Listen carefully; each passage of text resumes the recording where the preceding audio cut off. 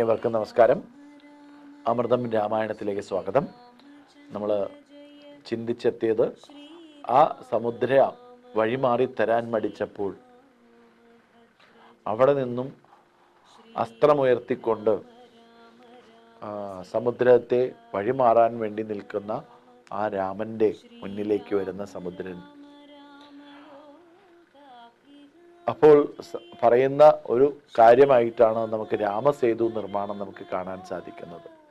അപ്പോൾ ഇത്രയും ദൂരം വഴിമാറി തരുവാൻ സാധിക്കുന്നതിന് പകരം ഇങ്ങനെ ഒരു കാര്യം ഈ പാറക്കഷ്ണങ്ങൾ പൊങ്ങിക്കിടക്കുന്ന രീതിയിലാക്കി തന്നാൽ നിങ്ങൾക്ക് സഞ്ചരിക്കാൻ യോഗ്യമാവുമെന്നുള്ള രീതിയിലൊക്കെ അവിടെ മുന്നോട്ട് പോകുന്ന അനുസരിച്ച് നമുക്ക് രാമസേതു നിർമ്മാണം നടക്കുമ്പോഴാണ് അണ്ണാർക്കണ്ണൻ താൻ ആ കടലിൻ്റെ സമുദ്ര തീരത്ത് ചെന്ന് വെള്ളത്തിൽ മുങ്ങിക്കുളിച്ച് അതിനുശേഷം മണൽപ്പരപ്പിൽ ഓടി വന്ന് ആ മണലിനെ എല്ലാം തൻ്റെ ശരീരത്തിൽ പുരട്ടിയതുപോലെ ഉരുണ്ട് നീങ്ങി അവിടെ നിന്നും ഈ രാമസേതുവിൻ്റെ കല്ലുകൾക്കിടയിൽ ഓരോന്നിൻ്റെയും ഇടയിൽ മണ്ണ് കൊണ്ട് കോരിക്കൊട്ടുന്ന രീതിയിൽ തൻ്റെ ശരീരത്തെ അവിടെ കൊണ്ടുപോയി ഇളക്കി ആ മണ്ണുകളെ അവിടെ സംരക്ഷിക്കുന്നത് പോലെ കുറേ പ്രാവശ്യം അത് ചെയ്യുന്നതായിട്ട് കാണാൻ സാധിച്ചു. അപ്പോൾ അത് കാണുന്ന ശ്രീരാമചന്ദ്രന് സന്തോഷം തോന്നി. ഒരു അണ്ണാർക്കണ്ണന് പോലും ഇത്രയും ആത്മാർത്ഥമായി സീതാന്വേഷണത്തിന് ലങ്കായുദ്ധത്തിന് തയ്യാറെടുക്കുന്ന ഈ ഭിത്തിയെ നിർമ്മിക്കാൻ തയ്യാറാവുന്നു എന്ന് പറഞ്ഞപ്പോൾ ആ അണ്ണാർക്കണ്ണനെ തൻ്റെ മടിയിലിരുത്തി തൻ്റെ കൈകൾ കൊണ്ട് നാമകരണം ചെയ്തതുപോലെ, അല്ലെങ്കിൽ ഒരു 3 നാമം ഇന്ന് ആ കുലത്തിന് കിട്ടിയത് ശ്രീരാമൻ്റെ വിരലുകൾ കൊണ്ടാണ് എന്ന് നമുക്ക് ഇപ്പോഴും ചിന്തിക്കുന്നത് അണ്ണാർക്കണ്ണനെ കാണുമ്പോഴാണ്, അല്ലേ? അപ്പം ഇന്നും ഈ പ്രപഞ്ചത്തിൽ നടക്കുന്ന അണ്ണാർക്കണ്ണന്മാർക്ക് ശ്രീരാമൻ്റെ കൈവിരലുകൾ ഓടിച്ച കുലത്തിൽ ജനിച്ച ആൾക്കാരായിട്ട് നമുക്ക് കാണാൻ സാധിക്കും, അല്ലേ? അപ്പോൾ നമുക്ക് ഓരോ ഭാഗങ്ങളിലും ഗുഹനെ നമുക്ക് കാണുന്ന സമയത്ത് കാട്ട് രാജാവായിരുന്ന അദ്ദേഹത്തെ നമുക്ക് കാണാൻ സാധിക്കുന്നു, ശബരീദേവിയെ നമുക്ക് കാണാൻ സാധിക്കുന്നു, അണ്ണാർക്കണ്ണനെ നമുക്ക് കാണാൻ സാധിക്കുന്നു. അപ്പം ഇങ്ങനെ ഒരുപാട് വ്യക്തികളെ നമുക്ക് രാമായണത്തിലൂടെ കാണിച്ചു തരുന്ന ഒരു സന്ദർഭം തന്നെയാണ്. അങ്ങനെ രാമസേതു നിർമ്മിച്ചുകൊണ്ടിരിക്കുന്ന സമയത്ത് എല്ലാവരും തൻ്റെ സമയം കഴിഞ്ഞ് എല്ലാവരും വിശ്രമിക്കാൻ പോയപ്പോൾ അവിടെ ദൂരെ നിന്നും രാമൻ ഇറങ്ങി വന്ന് ഒരു പാറക്കഷ്ണം എടുത്ത് ആ സമുദ്രത്തിൻ്റെ ആ ഭാഗത്തേക്ക്, അല്ലെങ്കിൽ നടക്കാനുള്ള അടുത്ത വഴിയിലേക്ക് ആ പാറക്കഷ്ണത്തെ ഇട്ടപ്പോൾ ആ പാറക്കഷ്ണം താഴേക്ക് പോകുന്നത് കാണുന്നു. ബാക്കി എല്ലാവരും ഇടുന്ന ആ പാറക്കഷ്ണങ്ങൾ മുകളിൽ പൊന്തിക്കിടക്കുന്നു. താനിടുന്ന ആ പാറക്കഷ്ണം അത് താഴേക്ക് പോകുന്നു. സങ്കടത്തോടുകൂടി ഞാൻ ചെയ്യുന്ന പ്രവർത്തനം ഇത്രയ്ക്ക് മോശമായോ എന്നുള്ള ചിന്താഗതി, അല്ലെങ്കിൽ ഇത്രയ്ക്ക് നല്ലതല്ലയോ എന്നുള്ള ചിന്താഗതി വന്നപ്പോൾ, എന്തുകൊണ്ട് അങ്ങനെ സംഭവിച്ചു എന്ന് ചിന്തിച്ചപ്പോൾ അവിടെ ഹനുമാൻ സ്വാമി ദൂരെ ഇരുന്ന് കണ്ടു. അത് ഹനുമാൻ സ്വാമി അടുത്തു വന്ന് രാമനോട് പറയുന്നുണ്ട്, അങ്ങ് വിഷമിക്കേണ്ടതില്ല. കാരണം രാമനെ പ്രദാനം ചെയ്തിട്ടാണ് ഞങ്ങൾ ഈ ഓരോ കല്ലും രാമമന്ത്രത്തോടുകൂടി രാ എന്നും മാ എന്നും മന്ത്രം ചൊല്ലിയിട്ടാണ് നമ്മളിവിടെ എഴുതിയ ആ ശിലകൾ അവിടെ വയ്ക്കാൻ സാധിച്ചത്. നേരെ മറിച്ച് രാമൻ തന്നെ ഒരു കല്ലാണെങ്കിൽ പോലും അത് താഴത്തേക്കിട്ടാൽ, രാമൻ കൈവിട്ടാൽ പിന്നീട് വേറെ ആരെ കൊണ്ടും ഈ ഭൂലോകത്ത് ഉയർത്തിക്കൊണ്ടുവരാൻ സാധിക്കില്ല എന്നുള്ള മഹാതത്വത്തെ നമുക്ക് പകർന്നു തരുന്ന ഒരു സന്ദർഭം കൂടിയാണ് ഏത്, ഈ ഒരു രാമൻ്റെ രാമസേതു നിർമ്മാണത്തിൻ്റെ ഇടയിൽ ചെയ്ത ഒരു പ്രവർത്തനം. അപ്പോൾ രാമൻ നമുക്ക് അതീവ ശ്രേഷ്ഠനാണ് എന്ന് മനസ്സിലാക്കി തരുന്നു. ആ രാമധർമ്മം നമ്മുടെ നല്ല ചിന്താധാരയിലേക്ക് മുന്നോട്ട് പോകണം എന്നുള്ള തത്വത്തെ പകർന്നു തരുന്നു. ആ രാമമന്ത്രം നാൾതോറും ജപിക്കുന്നതിലൂടെ ഒരിക്കലും താഴേക്ക് പോകാതെ മുകളിലേക്ക് ഉയർന്നു വരാൻ സാധിക്കുന്ന ഒരു പ്രവർത്തനമായിരിക്കും, അല്ലെങ്കിൽ നമുക്ക് അനുഗ്രഹമായിരിക്കുമെന്ന് ഈ ഒരു ഭാഗത്ത് നമുക്ക് ചിന്തിക്കാൻ സാധിക്കും.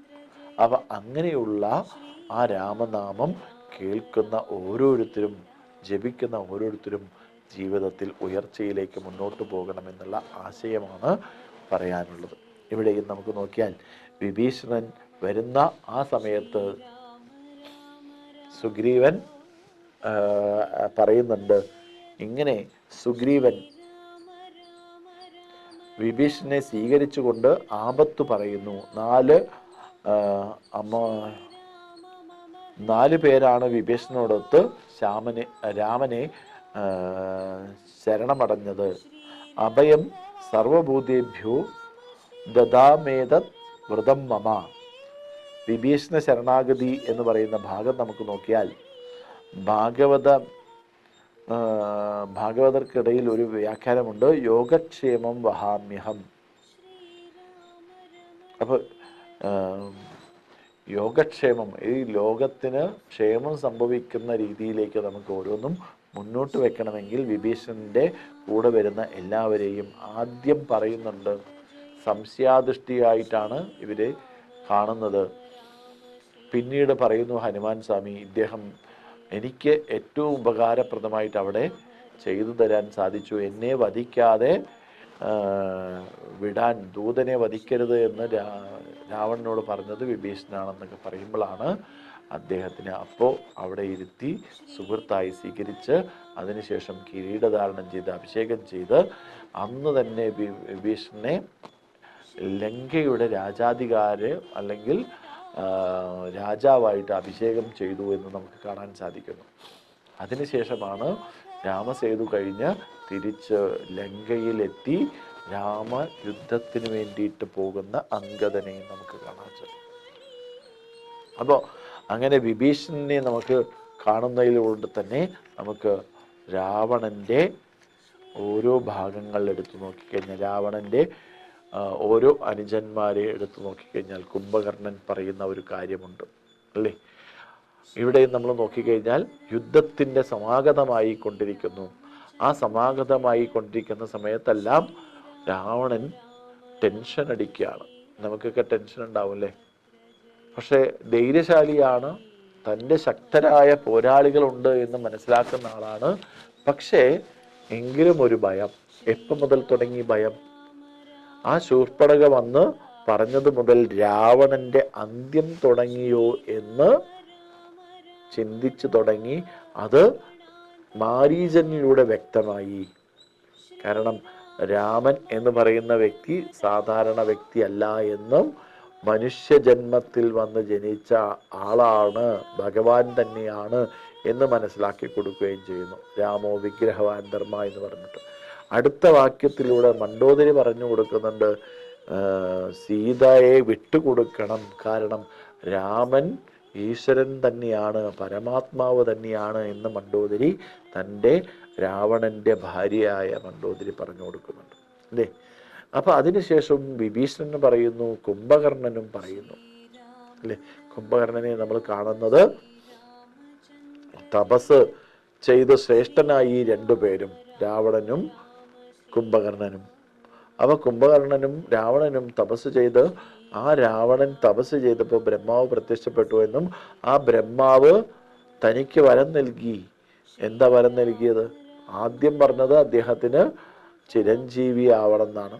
പക്ഷേ അത് സാധിക്കില്ല, ചിരഞ്ജീവി ആവണം അല്ലെങ്കിൽ അമരത്വം ഉണ്ടാവണം എന്ന് പറഞ്ഞപ്പോൾ അവിടെ ബ്രഹ്മാവ് പറഞ്ഞു അത് സാധ്യമല്ല. കാരണം മനുഷ്യ ശരീരമെടുത്ത എല്ലാവർക്കും മൃതിയുണ്ട്, മരണമുണ്ട് എന്ന് പറഞ്ഞു കൊടുത്തപ്പോൾ അപ്പോഴാണ് അടുത്ത പറഞ്ഞത്, അതായത് എന്നെ മനുഷ്യനായി ഒരാൾക്ക് മാത്രമേ, മനുഷ്യനായി ജന്മമെടുത്ത ഒരാൾക്ക് മാത്രമേ, മനുഷ്യനായി രൂപത്തിൽ വന്നാൽ പോരാ, മനുഷ്യനായി ജന്മമെടുത്താൽ മാത്രമേ എന്നെ വധിക്കാൻ പാടുള്ളൂ എന്ന് പറഞ്ഞു കൊടുക്കുന്ന ആ അനുഗ്രഹം വാങ്ങിക്കുന്നു.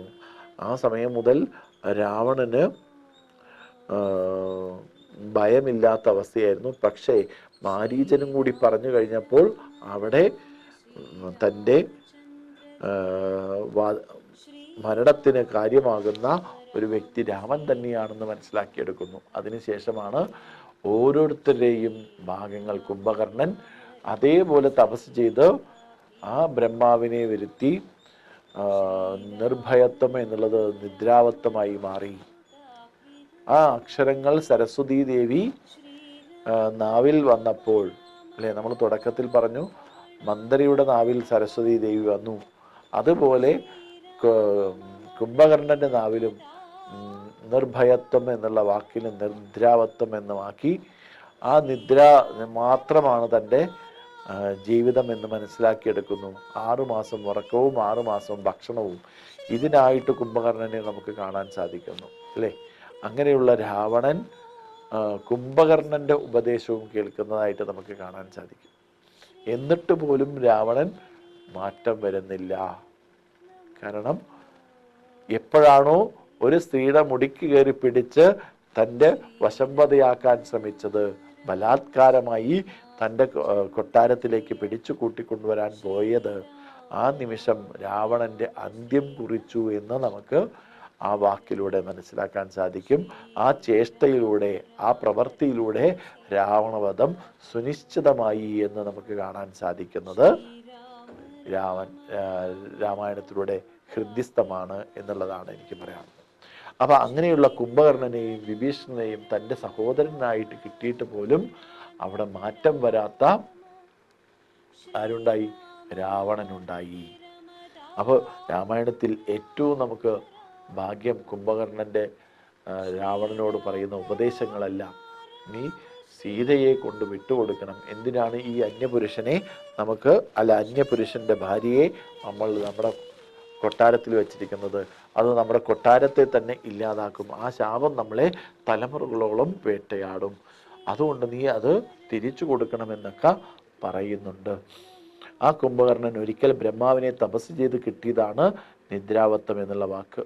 അപ്പോൾ ആ രാമരാവണ യുദ്ധ സമയത്ത് രാവണൻ ശ്രീരാമനെയും രാമസേനയെയും അപമാനിക്കപ്പെട്ട തൻ്റെ സഹോദരൻ്റെ സാന്നിധ്യം ആവശ്യമാണെന്ന് തോന്നിയപ്പോഴാണ് രാവണൻ വളരെയധികം ക്ലേശിച്ച് ദുഃഖിച്ച് ഉറക്കത്തിലായിരുന്ന കുംഭകർണനെ ഉണർത്തിയിട്ട് സാഹചര്യങ്ങൾ മനസ്സിലാക്കി കൊടുത്ത്, ആ സാഹചര്യങ്ങൾ കുംഭകർണൻ മനസ്സിലാക്കിയെടുക്കുകയും തെറ്റ് രാവണന്റെ പക്ഷത്താണ് എന്ന് മനസ്സിലാക്കി രാവണനെ ബോധ്യപ്പെടുത്തുകയാണ്.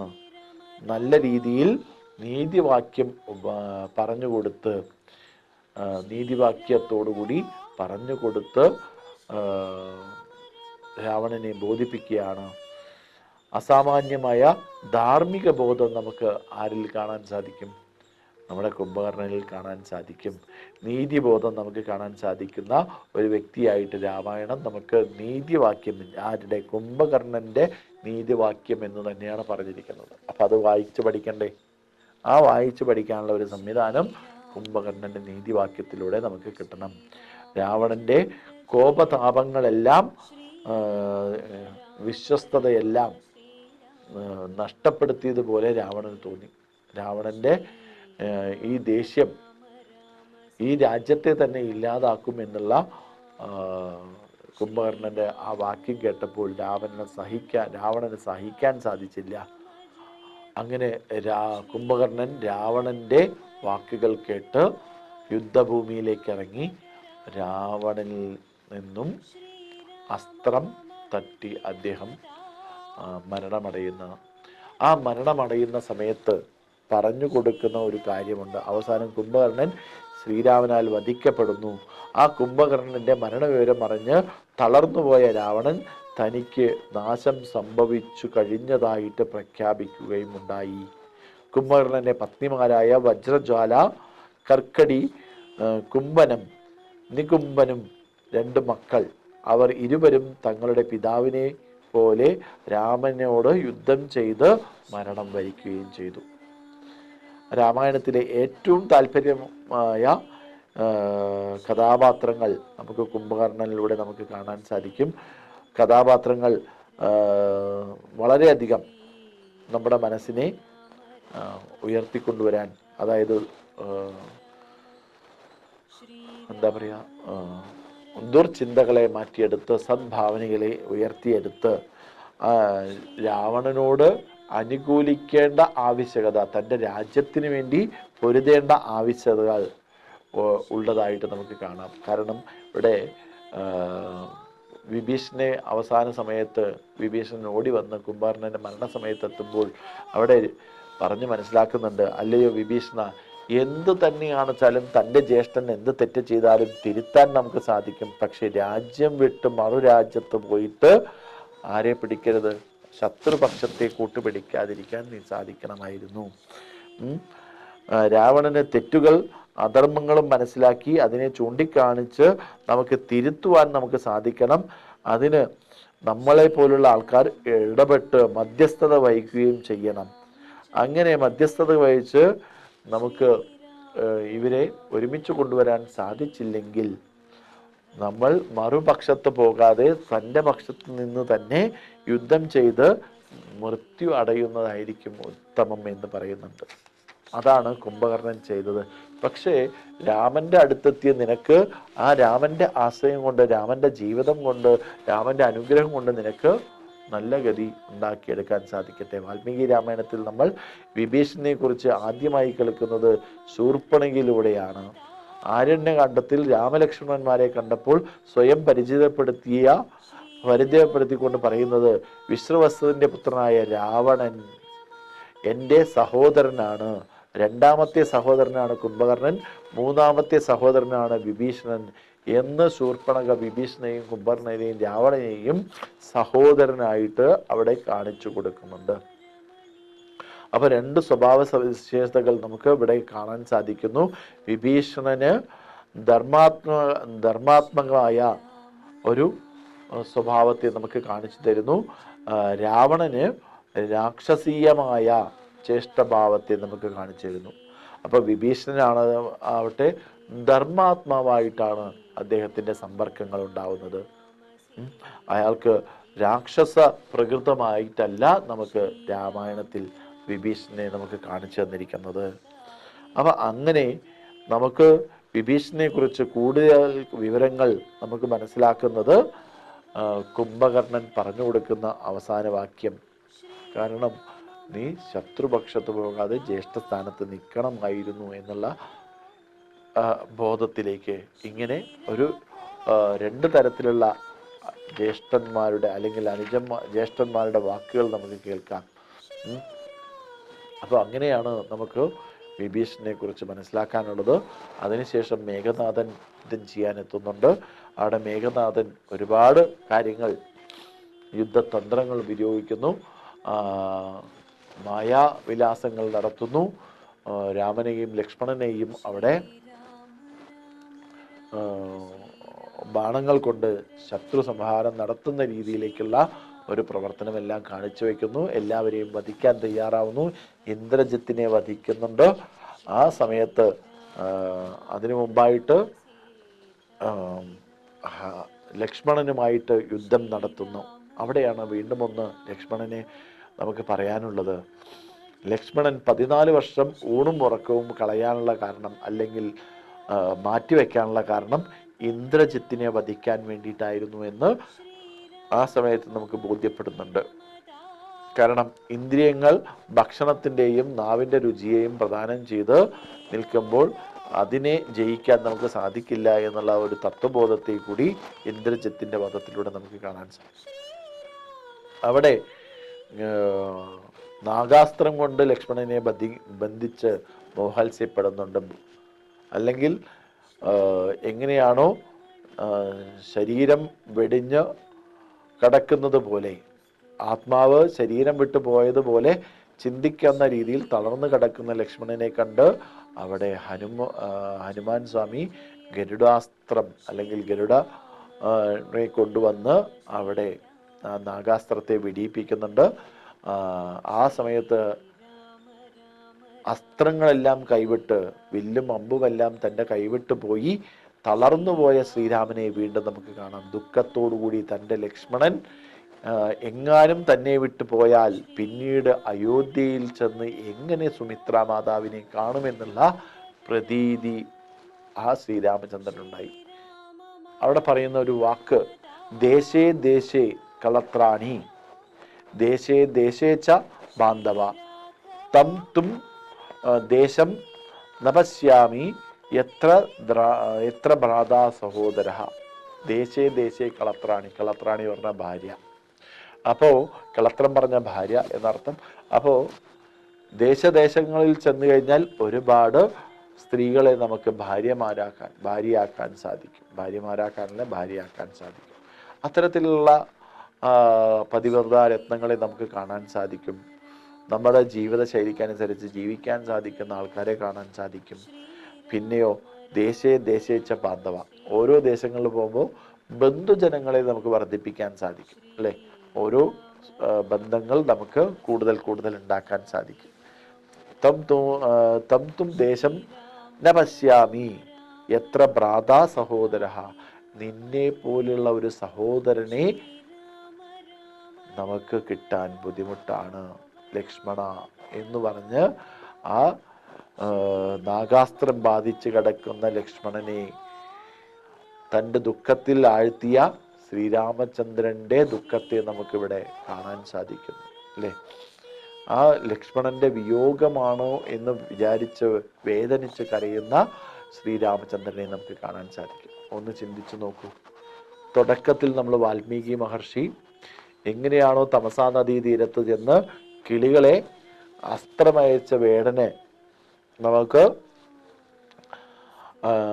ഭാര്യയും ഭർത്താവും കിളികളായിട്ട് നമുക്ക് അവിടെ പരാമർശിച്ചുകൊണ്ട് അതിൽ ഭർത്താവിനെ വധിച്ചപ്പോൾ ആ കിളി വാവിട്ട് കരയുന്നത് നമുക്ക് കേൾക്കാൻ സാധിച്ചു. അതേപോലെ ഇവിടെയും സഹോദര ബന്ധത്തിൻ്റെ ആ ഒരു ആത്മാർത്ഥമായ ഒരു ലക്ഷ്മണനെ ഇനിയും ദേശകാലങ്ങളിൽ കിട്ടാൻ എനിക്ക് സാധിക്കില്ല, സഹോദരനായിട്ട് എനിക്ക് കിട്ടാൻ സാധിക്കില്ല, അല്ലയോ ലക്ഷ്മണ എന്ന് പറഞ്ഞ് കരയുന്ന സഹോദരനെ നമുക്ക് കാണാം, അല്ലേ?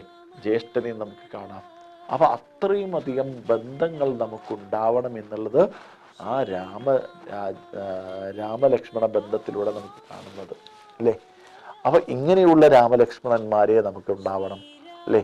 നമ്മുടെ വീട്ടിലെ കുഞ്ഞുങ്ങൾ വളർന്നു വലുതായി വരുമ്പോൾ തന്നെ രണ്ട് തലത്തിലേക്ക് അവരെ സ്വഭാവത്തെ മാറ്റിയെടുക്കുന്നതിന് പകരം ഒരേ രൂപത്തിൽ, ഒരേ ഭാവത്തിൽ, ഒരേ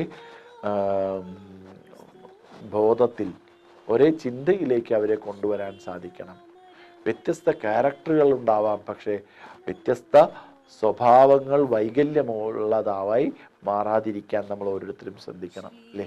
അപ്പം അങ്ങനെയുള്ള സഹോദരന്മാരെ മനസ്സിലാക്കി കൊടുക്കുന്ന ഈ ഒരു സന്ദേശം രാമ സന്ദേശമാണ്, അല്ലെങ്കിൽ രാമായണ സന്ദേശമാണ് എന്ന് മനസ്സിലാക്കിയെടുക്കാൻ ഈ രാവണ യുദ്ധത്തിലൂടെ നമുക്ക് കാണാൻ സാധിക്കും. അങ്ങനെയാണ് രാമായണ യുദ്ധത്തിലേക്ക് കുംഭകർണനെ വധിച്ച് മേഘനാഥനെ വധിച്ച് ഒരുപാട് വ്യക്തികൾ മരണമടയുന്നത് നമുക്ക് കാണാൻ സാധിക്കും. അപ്പോൾ വിഭീഷണന്റെ അടുത്ത് പറഞ്ഞ ഒരു കാര്യം നമുക്കിവിടെ ചിന്തിക്കാം, അല്ലേ? ശത്രുപക്ഷത്ത് പോയി നിന്നിട്ട് നമ്മുടെ വീക്ക്നെസ്സിനെ പറഞ്ഞു കൊടുക്കാതെ